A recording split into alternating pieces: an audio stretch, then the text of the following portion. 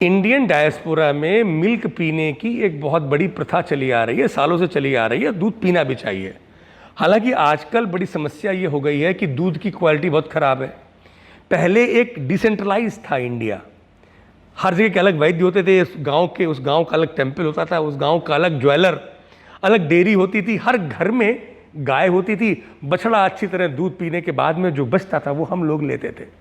अब क्या हो गया है, वो तो इंजेक्शन दे दे करके तो ये दूध निकाल रहे हैं और वो बड़ा ख़राब स्थिति है।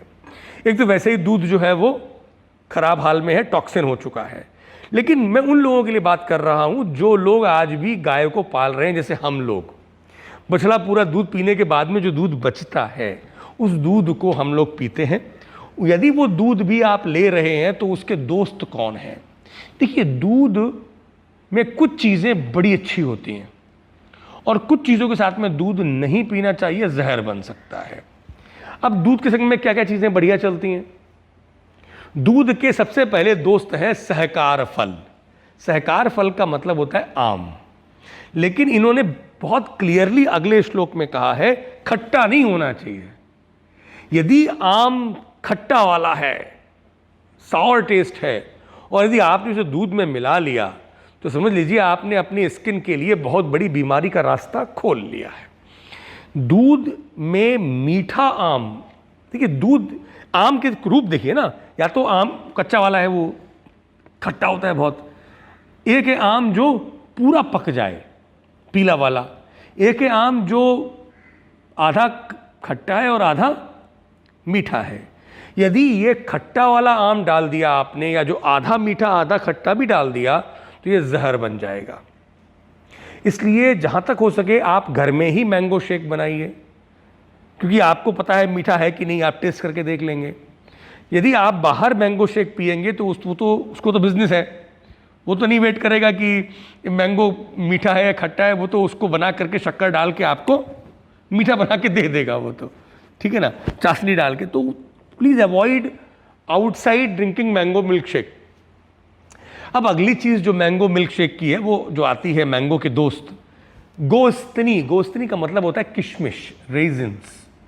रेजिन्स भी दूध के दोस्त हैं। आप आराम से दूध में डाल करके इनको पिएंगे तो ये बड़ा फ़ायदा देते हैं।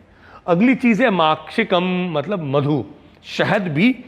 पंचामृत बनाते हैं ना हम लोग भगवान को स्नान कराने के लिए, वो सब चीज़ें इसी में आती हैं। वो माक्षिक भी दूध का दोस्त है, शहद। और घी तो दोस्त है ही। और नवनीत, मक्खन भी दूध के संग में अच्छा चलता है। मतलब ये मक्खन और जो नवनीत और ये जो घी निकलता ही दूध से है, लेकिन इसको बाद में दूध में आप दोबारा डाल देते हैं तो दूध की पोटेंसी और बढ़ जाती है। श्रृंगवेर का मतलब है जिंजर, सौंठ, बहुत बढ़िया काम करती है। पिपली, लंबी वाली जो पिपरी आती है, वो बहुत अच्छा काम करती है दूध के साथ में। और मरीच, काली मिर्च, इन सभी को आपको लेना चाहिए। ये सब जो है क्षीण सहशस्यन्ते, ये चलते हैं। अलग चीज़ और बताई हैं, कुछ अम्ल चीज़ें हैं जैसे आंवला। अब आंवला खट्टा होते हुए भी दूध के साथ में पिया जा सकता है। अम्लेषु आमलकम पथ्यम शर्करा मधुरेषु च।